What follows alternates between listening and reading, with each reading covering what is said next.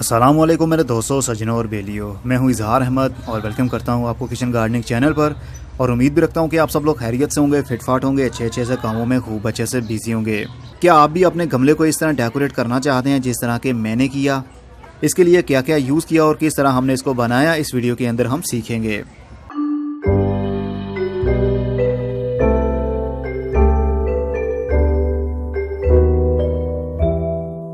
उसके लिए हमें एक पॉट चाहिए, चाहे पॉट मिट्टी का हो, चाहे प्लास्टिक का हो, चाहे फिर स्टील का हो या लोहे का।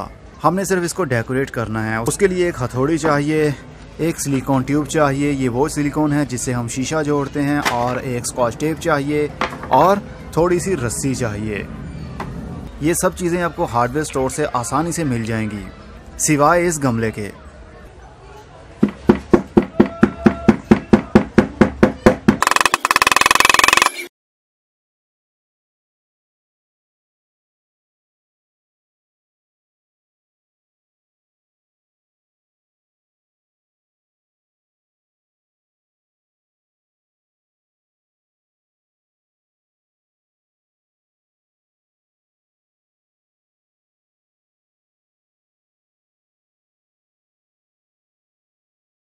टेप पहले इसलिए लगा दिया ताकि इसको छोड़ देने से ये एकदम से दोबारा से खुल ना जाए। अब हम यहाँ पर सिलिकॉन लगा देंगे।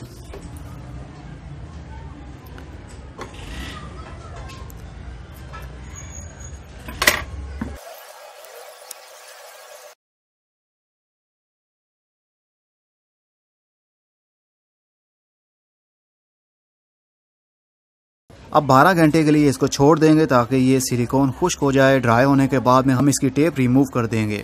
तो ये कितना इजी और सिंपल तरीका था अपने पॉट को डेकोरेट करने के लिए। ज़रूरी नहीं जो रस्सी मैंने यूज़ की है आप यही कलर यूज़ करें।